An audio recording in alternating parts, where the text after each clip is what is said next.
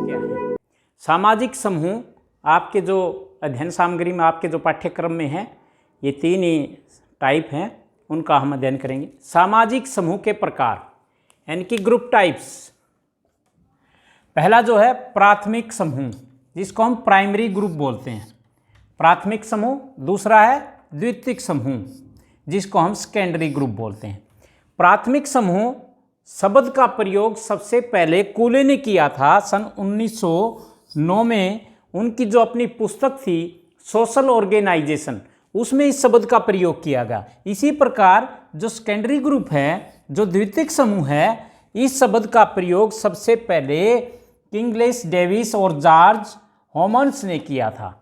यानी प्राथमिक समूह का चार्ल्स कूले ने और सेकेंडरी का जॉर्ज हॉमन्स ने इन 2 शब्दों का प्रयोग किया था। प्राथमिक समूह, इनका हम अलग अलग से वर्णन करेंगे। प्राथमिक समूह वो होते हैं जिसमें हम की भावना ज़्यादा पाई जाती है। द्वितीयक समूह वो होते हैं जिसमें हम की भावना का अभाव पाया जाता है। ठीक है। इसी प्रकार अंत्य समूह और बाह्य समूह, ये समनर जो थे समाजशास्त्री, ये अमेरिका के समाजशास्त्री थे। जिस प्रकार चार्ल्स कूले भी अमेरिका के समाजशास्त्री, किंगलेस डेविस और हॉमन्स भी दोनों ही अमेरिका के समाजशास्त्री हैं। और इसी प्रकार समनर जो हैं वो भी अमेरिका के समाजशास्त्री हैं। उन्होंने अंतः समूह और बाह्य समूह यानी कि इन ग्रुप और आउट ग्रुप, जिसको हम दूसरी भाषा में हम समूह भी कहते हैं और वे समूह भी कहते हैं। यानी कि अंतः समूह को हम समूह कहते हैं और बाह्य समूह को वे समूह कहते हैं। यानी कि वे समूह कौन सा, जिस समूह के हम सदस्य हैं और दूसरा ग्रुप है, उसके लिए हम वे समूह का इस्तेमाल करेंगे। जैसे दूसरा राष्ट्र, दूसरा राज्य, दूसरा समूह। इस प्रकार वो हमारे लिए क्या है, जिसके हम सदस्य नहीं हैं वो हमारे लिए वे समूह, और जिसके हम सदस्य हैं वो हमारे लिए हम समूह कहलाएगा। ठीक है। उसके बाद आता है संदर्भ समूह, रेफरेंस ग्रुप। संदर्भ समूह वो होता है जिस समूह के हम सदस्य नहीं हैं लेकिन उस समूह के सदस्य बनने का प्रयास कर रहे हैं, वो हमारे लिए क्या है, संदर्भ समूह। संदर्भ समूह का सबसे पहले जो प्रयोग किया था सन 1942 में हर्बर्ट हाइमेन ने किया था। ये भी अमेरिका के समाजशास्त्री थे। यानी कि जो समूह के टाइप्स हैं, ग्रुप के टाइप हैं, वो कौन कौन से हैं? प्राथमिक समूह, द्वितीयक समूह, अंतः समूह, बाह्य समूह, संदर्भ समूह। अंत्य समूह को हम क्या कहेंगे? हम समूह, जिसके हम सदस्य हैं। बाह्य समूह हमारे लिए जो दूसरा समूह है, उसके लिए हम वे समूह का इस्तेमाल करते हैं। अब हम इनका अलग अलग वर्णन करेंगे। यानी कि प्राथमिक समूह क्या है और द्वितीयक समूह क्या है, अंतः समूह क्या है और बाह्य समूह क्या है, और संदर्भ समूह क्या है। इनमें अंतर भी करेंगे। अंतः समूह और बाह्य समूह में क्या अंतर है, प्राथमिक समूह और द्वितीयक समूह में क्या अंतर है, और संदर्भ समूह हम किसे कहते हैं, अब इनका हम अलग से वर्णन करेंगे। प्राथमिक समूह और द्वितीयक समूह, उसमें क्या अंतर है, प्राथमिक समूह क्या है और द्वितीयक समूह क्या है। प्राथमिक समूह यानी कि प्राइमरी ग्रुप, द्वितीयक समूह यानी कि सेकेंडरी ग्रुप। प्राइमरी ग्रुप के जो सदस्य होते हैं उसमें घनिष्ठता पाई जाती है, हम की भावना पाई जाती है, एक दूसरे को वो आपस में जानते हैं। लेकिन द्वितीयक समूह में बड़े होने के कारण वो एक दूसरे के साथ घनिष्ठ संबंध भी स्थापित नहीं कर पाते और एक दूसरे को आपस में वो परिचित भी नहीं होते। इसलिए जो प्राइमरी ग्रुप के या प्राथमिक समूह के जो उदाहरण मैं बताता हूँ, परिवार है, पड़ोस है, क्रीड़ा समूह है या मित्र मंडली है, या गपशप करने वाले जो मित्र हैं, या साझेदारी यानी कि पार्टनर हैं, या कोई गैंग है, या जनजातीय परिषद है।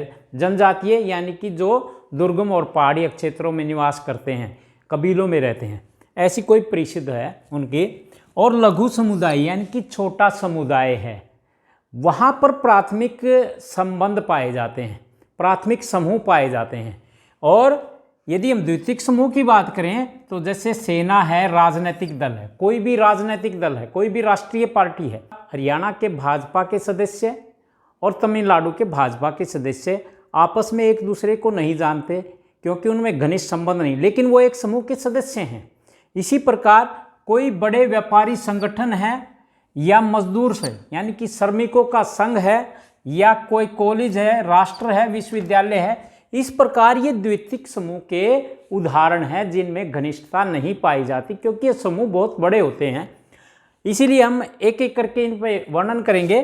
जैसे पहली विशेषता क्या है कि प्राथमिक समूह का आकार जो होता है वो छोटा होता है, इसीलिए उनमें क्या होता है, घनिष्ठ संबंध पाए जाते हैं। लेकिन द्वितीयक समूह का आकार क्या होता है, बड़ा होता है। जैसे मैंने अभी राजनीतिक दल का आपके सामने उदाहरण दिया, या मजदूर श्रमिक संघ का उदाहरण दिया, ये बहुत बड़े होते हैं।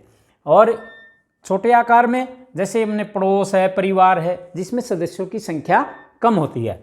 दूसरा है सदस्यों की संख्या, वही आ गया, प्राथमिक समूह में सदस्यों की संख्या जो होती है वो कम होती है, और द्वितीयक समूह के जो सदस्य होते हैं उनकी संख्या ज़्यादा होती है।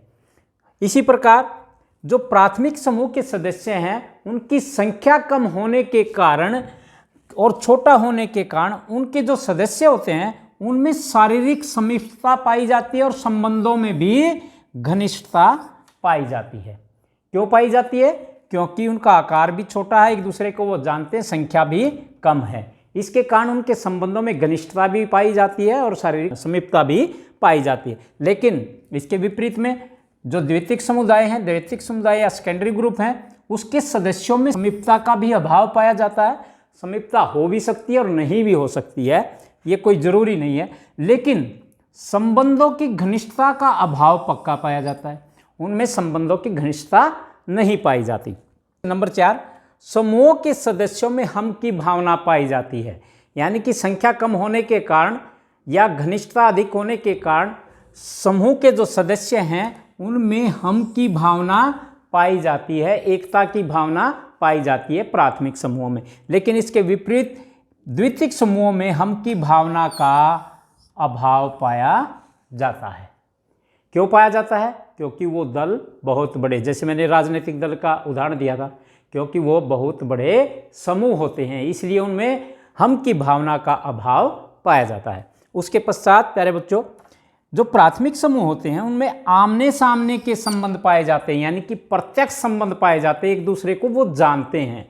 लेकिन द्वितीयक समूह में अप्रत्यक्ष संबंध पाए जाते हैं, वो एक दूसरे को जानते भी नहीं हैं, लेकिन वो एक समूह के सदस्य जरूर हैं। इसी प्रकार जो प्राथमिक समूह हैं वो सरल और ग्रामीण या जनजातीय समूहों में देखने को मिलते हैं, यानी कि आदिम समाजों में देखने को मिलते हैं। लेकिन ये जो द्वितीयक समूह हैं वो जटिल और नगरीय और आधुनिक समाजों में देखने को ज़्यादा मिलते हैं। प्राथमिक समूह तो ग्रामीण क्षेत्र में या जनजातीय क्षेत्र में या सरल समाज में ज़्यादा देखने को मिलते हैं, और लेकिन द्वितीयक या सेकेंडरी ग्रुप जो होते हैं वो नगरों में या आधुनिक समाजों में ज़्यादा देखने को मिलते हैं। तो इस प्रकार प्राथमिक समूह अति प्राचीन हैं, और लेकिन जो द्वितीयक समूह है वो औद्योगिक युग की देन है। जब औद्योगिकरण शुरू हुआ उसके पश्चात ही द्वितीयक समूह पनपे। उसके बाद आता है प्राथमिक समूहों में संबंधों की अनौपचारिकता पाई जाती है। प्राथमिक समूहों में संबंध जो हैं वो अनौपचारिक हैं, परंपराओं पर आधारित हैं।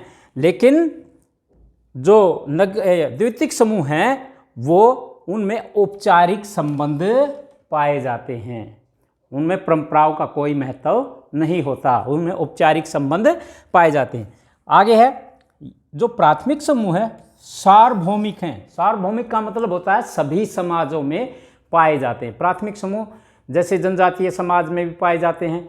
जनजातीय समाज के बारे में मैंने अभी बताया था, परिवारों का एक ऐसा समूह जो दुर्गम और पहाड़ी क्षेत्रों में एक निश्चित भूभाग पर निवास करता हो, जिसका अपना एक नाम हो, अपना एक टोटम हो, उसे हम ऐसे समूह को हम क्या कहेंगे? जनजातीय समूह, यानी जिसको हम आदिवासी समूह भी कह सकते हैं।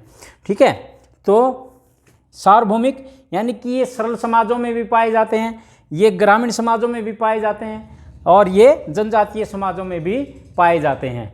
ये सभी जगह, सार्वभौमिक का मतलब सभी जगह। लेकिन द्वितीयक समूह जो हैं वो सार्वभौमिक नहीं हैं। जैसे जनजातीय समाज में वहाँ पर बड़े व्यापारिक संगठन नहीं पाएंगे, वहाँ पर राजनीतिक दल भी नहीं मिलेंगे, उनके सदस्य भी नहीं मिलेंगे। इस प्रकार जो द्वितीयक समूह हैं वो सार्वभौमिक नहीं हैं। इस प्रकार जो प्राथमिक समूह है ये सामुदायिकता की भावना को जन्म देते हैं, क्यों देते हैं? क्योंकि प्राथमिक समूह के सदस्यों में हम की भावना पाई जाती है, घनिष्ठता की भावना पाई जाती है, एकता की भावना पाई जाती है, जिसके कारण ये सामुदायिकता को जन्म देते हैं। लेकिन ये व्यक्तिवादिता की भावना, द्वितीयक समूह व्यक्तिवादिता की भावना को जन्म देते। व्यक्तिवादिता का मतलब क्या होता है? व्यक्ति सिर्फ अपने बारे में सोचे, पूरे समुदाय या समाज के बारे में नहीं सोचता, ऐसी भावना को हम क्या कहेंगे? व्यक्तिवादिता। तो इस प्रकार ये प्राथमिक समूह और द्वितीयक समूह के उदाहरण थे। प्यारे बच्चों, अब हम करेंगे अंतः समूह और बाह्य समूह। जैसे हमने किया ना, प्राथमिक समूह और द्वितीयक समूह में अंतर किया, इसका दूसरा रूप जो समनर ने सामाजिक समूह का वर्गीकरण किया, वो अंतः समूह और बाह्य समूह के नाम से वर्गीकरण किया, अर्थात दो भागों में बांटा। वो है अंतः समूह और बाह्य समूह, यानी कि इन ग्रुप और आउट ग्रुप। वही जो प्राथमिक समूह की जो विशेषताएं थी वो अंतः समूह की हैं, और जो बाह्य ग्रुप है वो सेकेंडरी ग्रुप था जो हमारा, वही विशेषताएं एक जैसे ही हैं दोनों। जैसे प्राथमिक समूह में भी हम की भावना पाई जाती थी और अंतः समूह में भी हम की भावना पाई जाती है, क्योंकि ये छोटा समूह होता है। इसी प्रकार बाह्य समूह में हम की भावना का अभाव पाया जाता है। क्यों पाया जाता है? क्योंकि वो बड़ा ग्रुप है। इसी प्रकार अंतः समूहों में संबंधों की निकटता पाई जाती है। प्राथमिक समूह में भी संबंधों की निकटता पाई जाती थी, घनिष्ठता पाई जाती थी, और इसी प्रकार अंतः समूह में भी संबंधों की निकटता पाई जाती है। लेकिन बाह्य समूह में संबंधों की निकटता का अभाव पाया जाता है। इसी प्रकार इसको, यानी कि अंतः समूह को हम समूह भी कहते हैं। इसका दूसरा नाम क्या है? हम समूह। और इसका दूसरा नाम क्या है? वे समूह। यानी कि वे समूह जो हम जिस समूह के सदस्य नहीं हैं, वो हमारे लिए क्या है? वे समूह उस समूह के सदस्य हैं, और जिस समूह के हम सदस्य हैं वो उसके लिए हम समूह का इस्तेमाल करेंगे, हम समूह शब्द का इस्तेमाल करेंगे। जैसे हमारे लिए हमारा देश हम समूह, और पाकिस्तान वे समूह, यानी कि दूसरा देश वे समूह में आ जाएगा। ठीक है, तो इसको बाह्य समूह को वे समूह से भी संबोधित करते हैं और अंतः समूह को हम समूह से भी संबोधित करते हैं। अंतः समूह के सदस्यों में त्याग, सहानुभूति की भावना पाई जाती है। अंतः समूह के सदस्यों में त्याग की भावना भी पाई जाती है और सहानुभूति की भावना भी पाई जाती है, क्योंकि वो एक दूसरे को प्रत्यक्ष रूप से जानते हैं। यदि किसी व्यक्ति को जानने वाले पर कोई दुख आन पड़ता है तो हमें भी उसके बारे में सोचना पड़ता है, हमें भी दुख होता है। तो ये क्या है? त्याग और सहानुभूति की भावना अंतः समूह में पाई जाती है। लेकिन बाह्य समूह में त्याग और सहानुभूति की भावना एक औपचारिक ढोंग है, सिर्फ औपचारिकता निभाते हैं। आगे है, अंतः समूह के सदस्य अपने समूह को अन्य समूहों से श्रेष्ठ मानते हैं। यानी कि हम जिस समूह के सदस्य हैं, हम अपने समूह को दूसरे समूहों से श्रेष्ठ और अच्छा मानते हैं। लेकिन बाह्य समूह में इस प्रकार की विचारधारा का कोई स्थान नहीं है। इस प्रकार अंतः समूह और बाह्य समूह में ये अंतर है। वही दूसरा रूप है प्राथमिक समूह और द्वितीयक समूह में भी हमने यही पढ़ा था, और अंतः समूह और बाह्य समूह में भी सिर्फ नाम का फर्क है। ये समनर ने दिया था, ये भी अमेरिका के समाजशास्त्री थे। सामाजिक समूह का जो तीसरा प्रकार है वो है संदर्भ समूह, रेफरेंस ग्रुप, जो हर्बर्ट हाइमेन ने दिया था, लेकिन उसका वैज्ञानिक अध्ययन जो किया वो किया था मर्टन ने। लेकिन संदर्भ समूह है क्या? मान लो जिस समूह के हम सदस्य नहीं हैं और उस समूह के हम सदस्य बनना चाहते हैं, वो हमारे लिए क्या है? संदर्भ समूह है। जैसे किसी भी समूह के लोगों के लिए हमेशा एक ऐसा दूसरा समूह होता है जिनको वे अपना आदर्श मानते हैं, उन जैसा बनना चाहते हैं। वे समूह जिसकी जीवन शैली का अनुकरण वो करना चाहते हैं, वो उसके लिए क्या है? संदर्भ समूह कहलाता है। जैसे बहुत सारे हमारे युवा पीढ़ी के लोग जो हैं, फिल्मी स्टारों को देखकर उन जैसे कपड़े पहनते हैं, तो वो उन जैसा बनना चाहते हैं, उस समूह में शामिल होना चाहते हैं। वो उनके लिए क्या है? संदर्भ समूह है। मान लो कोई सेना से प्रभावित होकर सेना में भर्ती होना चाहता है, तो उस युवा के लिए वो क्या है, उसके लिए वो सेना जो है वो संदर्भ समूह है। यानी कि जो व्यक्ति जिसको अपना आदर्श मानता है और उसका अनुकरण करता है, उसकी जीवन शैली का अनुकरण करता है, तो वो उस व्यक्ति का अनुसरण करते हुए उस समूह का सदस्य बनना चाहता है, तो वो उसके लिए क्या है, संदर्भ समूह है। इस प्रकार हमारे सामाजिक समूह के ये 3 प्रकार थे जो हमारे अध्याय में थे। तो प्यारे बच्चों, यदि आपको ये टॉपिक पसंद आया हो तो आप चैनल को सब्सक्राइब करें, लाइक करें और शेयर करें। आप सभी विद्यार्थियों का बहुत बहुत धन्यवाद।